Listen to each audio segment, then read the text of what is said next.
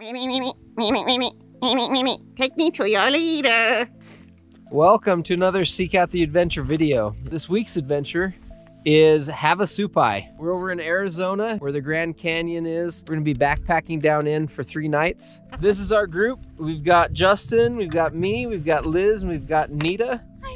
How often do you guys go backpacking? This is my very first time. Me too! Justin? I can't say I'm a consummate backpacker, but not my first time. And me, maybe once a year if I'm lucky, but usually the backpacking has something to do with some other activity like climbing. Yep. For those that that are looking into doing this hike, just so you know, there are bathroom facilities here. Danger, risk of flooding on trail. That's only during monsoon time. So there's a few options on how you can get down to Havasupai. You can hike down, carrying all your stuff like we're doing it. You can hike down, but have pack mules take your stuff for you. Or you can actually get a helicopter. Some people will hike down, but then helicopter out so you don't have to do the gnarly uphill. We've got a learning experience for you all. For those that have never backpacked or have never used a water bladder. I've got a kink because I had my hose at the top. So don't load your water bladder in your pack like this. You want to load it in your pack like this, because gravity will push the water through the hose while you suck on it, and then also it limits that kinking. I fail, so you don't have to. Backpacking tips 101, making fun of beginners. All right, here's your 360 view of the area surrounding this hike down to Havasupai.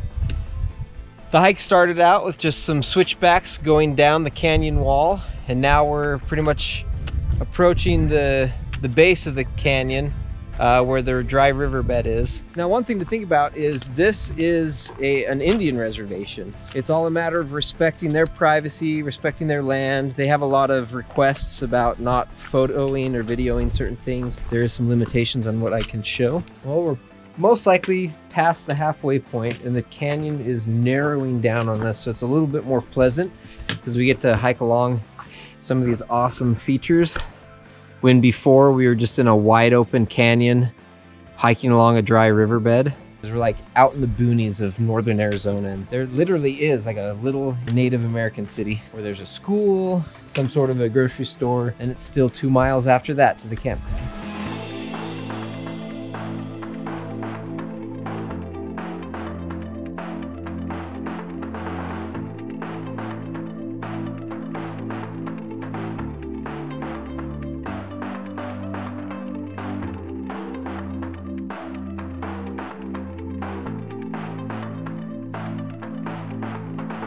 Hey guys, don't forget to seek out the adventure.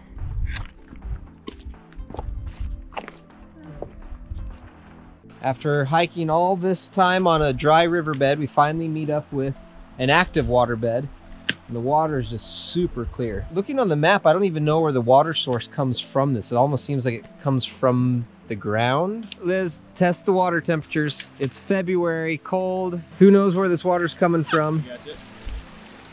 Oh, that feels nice. It's like a warm swimming pool. Yeah. That's Is awesome. it as warm as the water in your toilet bowl? Yes. When I put your head in it. Well, we found our first buildings. We were actually just at the edge of the little township here, but sadly enough, no pictures beyond this point. They don't want us exposing or exploiting the villagers, the community, or the animals here. Imagine living here, that'd be so cool. I'd just been contemplating what it would be like to live and depend on a system of pack mules and helicopters to get all your mail and supplies. We just finished walking through the village. We approached one of the first set of waterfalls. I think this might be considered the 50-foot waterfall right now. We're just trying to beeline it to the campground. Tomorrow and the next days are going to be all about exploring the waterfalls. Looks like we're coming up on Little Navajo Falls. Yeah, look at those emerald pools right here. Wow. Drops off down into the fall. Here's a little Havasupai travel tip for you. So right when you enter into the Supai village, there is a little shop there that has a sign saying that you can get some baked goods, whether they're burgers or fry bread and whatnot. However, as we're walking to the campground, lo and behold, here is the fry bread hut. So there are at least 2 options for the sought after fry bread. Well, here we were just minding our own business, hiking along, and Look what just jumped out at us. This is the notorious Havasu Falls. Look at that pool of water. Man, it's just so hard. We're trying to beeline it to the campground, but there's all of these little side attractions that are just yelling for us to come and play. Gotta set up camp first. Right now it's just eye candy. Pretty soon it's gonna be body candy. Gonna get my body down in that thing. I think we found our camp spot.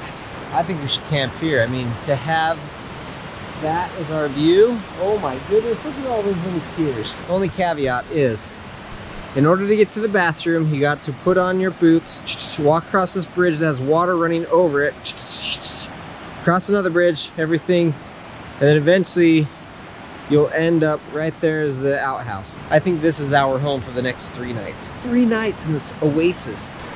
Love it? Love it. So excited. We've got 1 hammock there, tent and tent. Just awesome that they give us these picnic tables so we're not huddled on the ground like Schmeagle. This is my little setup right here.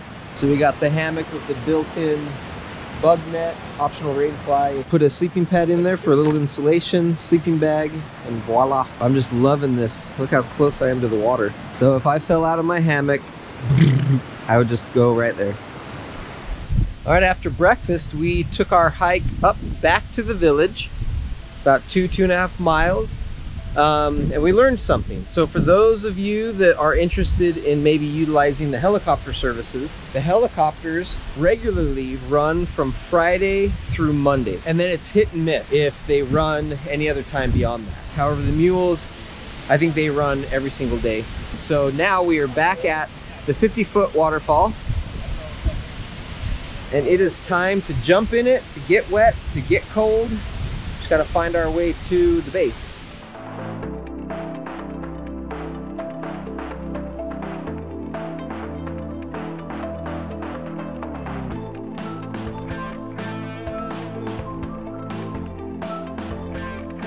Okay, now it's time to figure out how I get over to the waterfall.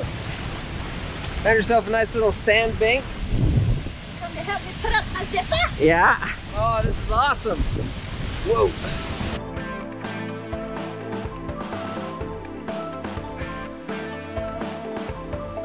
It's time to walk into the waterfall.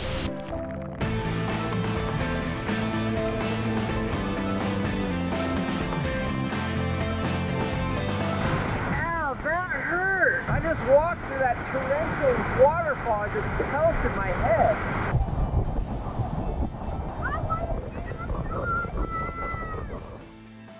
There you have it. That was 50-foot waterfall. The first major waterfall you come to as you hike through the canyon. We're here, it's the end of February. These wetsuits are definitely appreciated. All right, we are exploring the top of Little Navajo Falls. Oh, that's scary. Don't fall off to your right. Oh my goodness, it's so scary. The object right now is to get to that pool. We want to go dunk in that. Now let's go check the edge of this pool. Just chilling here at the top of Navajo Falls. Don't mind us. This is so cool.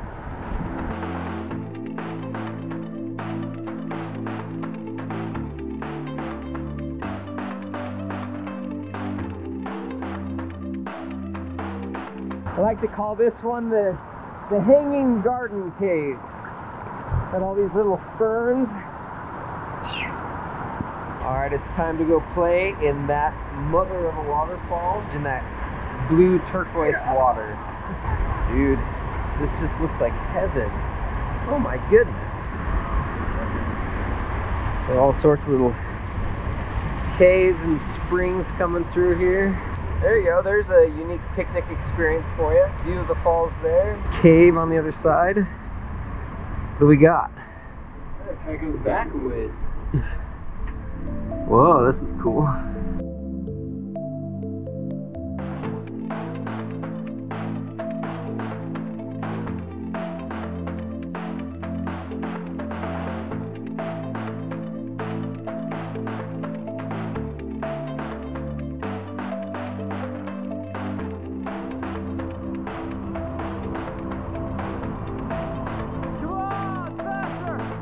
I tried swimming over to the fall.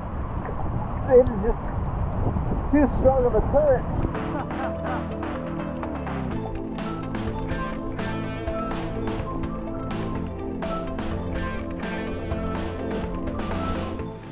Behold, the eternal flame. Well, we are on day 3 of our Havasu adventure, and our goal now is to head deeper down the canyon to play and check out Mooney Falls and Beaver Falls. From the campground, Mooney Falls is like a brisk little walk. It is a beautiful, super tall waterfall. Check out the location of this picnic table. You want to have lunch with me right here in the cave? Yes, it would be nice, wouldn't it? Lovely little lunch in the beautiful nature setting. Oh, yes, please.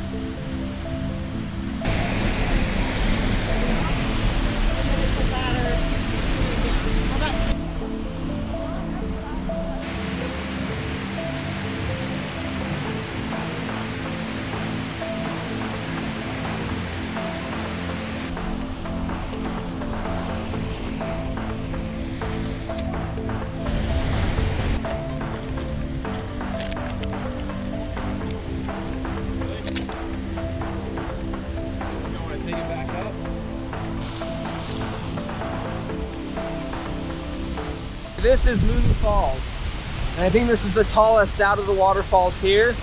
But to get here, you have to come through 2 different holes in the wall and then down this series of ladders and steps.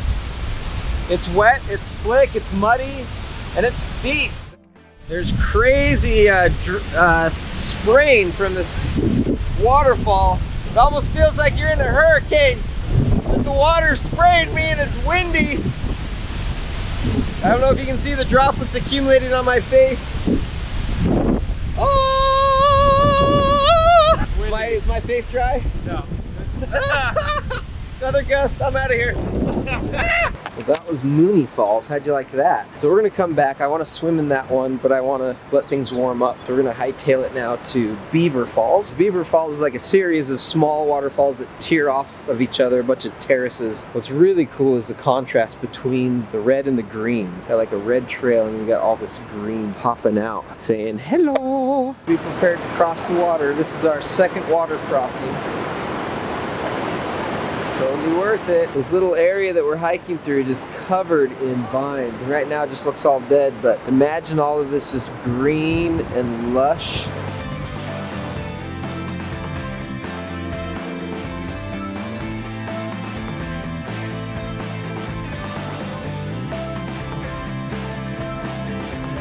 So we've come across a sign that indicated Beaver Falls, and it's saying 20 more minutes and another water crossing. Water crossing number 3. You gotta love any water crossings here where they've put a bridge, because the bridges are just dilapidated, if that's even the right word. Come on! How's that one? Bad? No, it's just colder. Bit more extreme than all of the others. You had to meander across the rim of the terraces.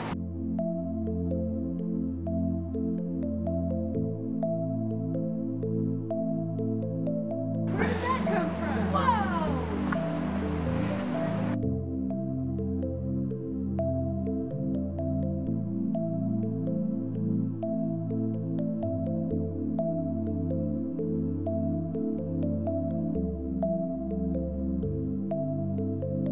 There you have it. We made it to Beaver Falls. And apparently there's an awesome spot to jump off the falls. So would you jump off of it? Is this too scary for you?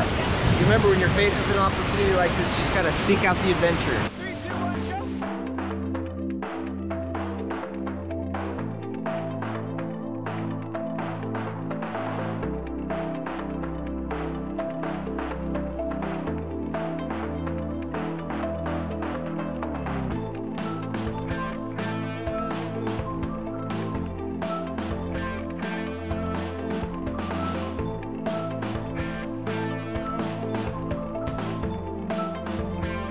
I have all to myself. Look at this. Woo-hoo-hoo.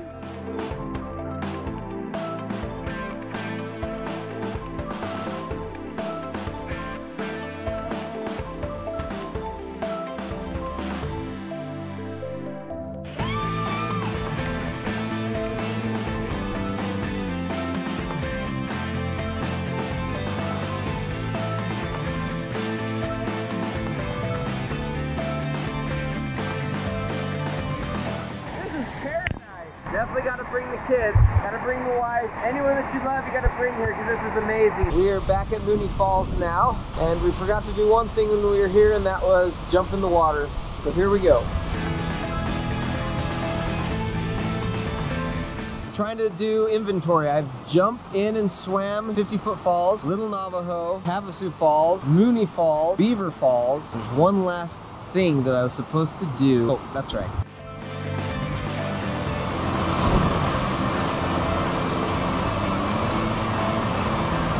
I thought there'd be more of a current, and it's really not that deep.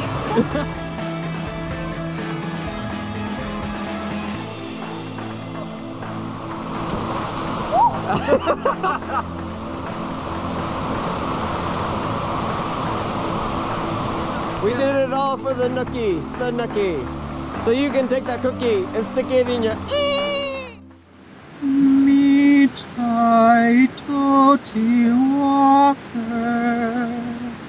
Our time at Havasupai has come to an end.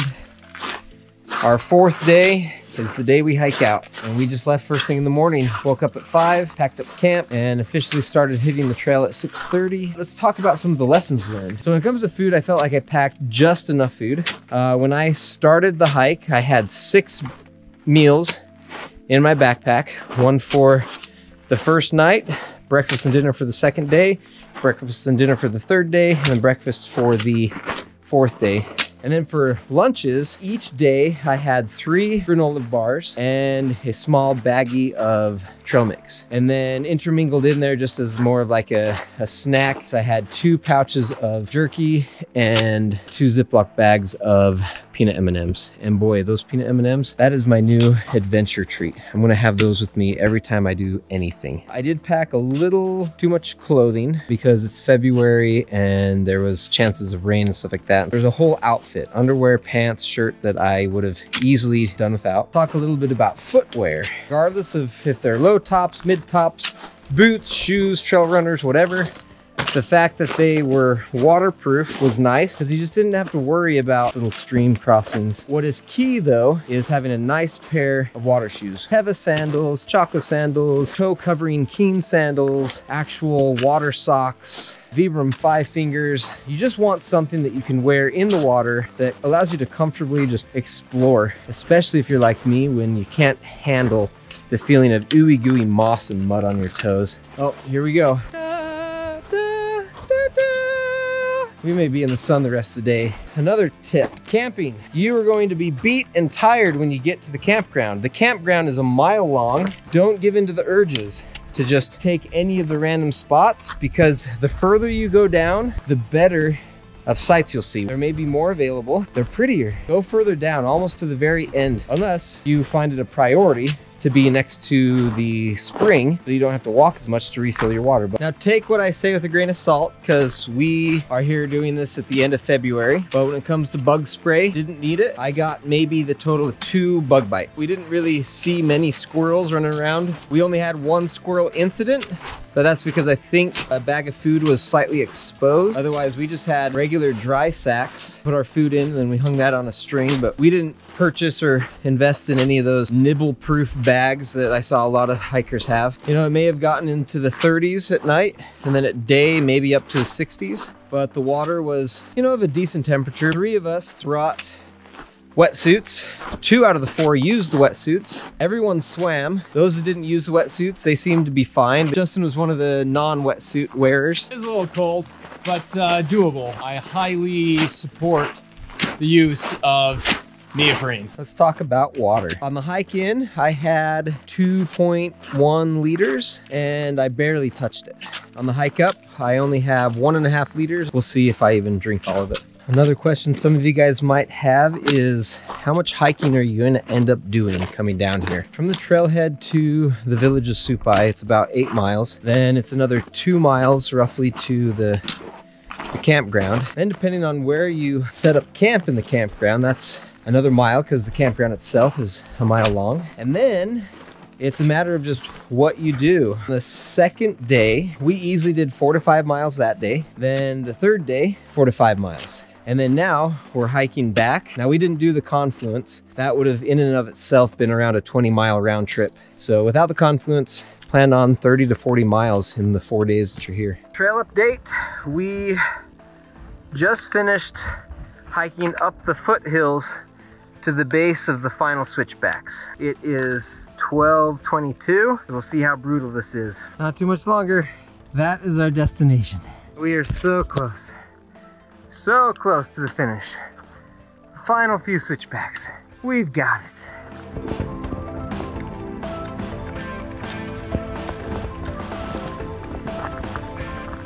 That's it. That's the whole Havasupai gig. I don't know if you noticed, but at the beginning of the video, I had a totally different pack, a lot smaller. This is 85 liters. I decided to carry someone else's pack to be nice. I can't wait to weigh this thing. I have no idea how much it weighs, but pretty sure it's a bit more than what I came down in. This is my big sister. I was gonna come down and grab her pack, but she saw that the prize was within reach I'm going for it. and said, "Leave me. I don't need your pity. I don't need your sympathy. I'm older than you, I'm stronger than you. I used to beat you up." If you could snap your fingers and be anywhere and do anything, where and what? I'd be building a snowman, drinking a strawberry virgin daiquiri, eating a big burger with extra tomato, extra pickle, then going and sitting in a hot tub. Shall we? Let's kill this hill. There she is. That's where she needs to be. You got it. Why does this last part so steep? You did it. High five. Oh my goodness. Thanks to my brother and his friend Justin. Thanks to my sister-in-law Nita. Thanks to my husband. A trip I'll never, ever, ever, ever forget. So for first-time backpacker, do you take pride in that? My normal daily routine revolves around sitting on my special spot on the couch and watching Judge Judy on YouTube. Yeah, I'm pretty proud of myself. Here she is. Final stretch. Hey.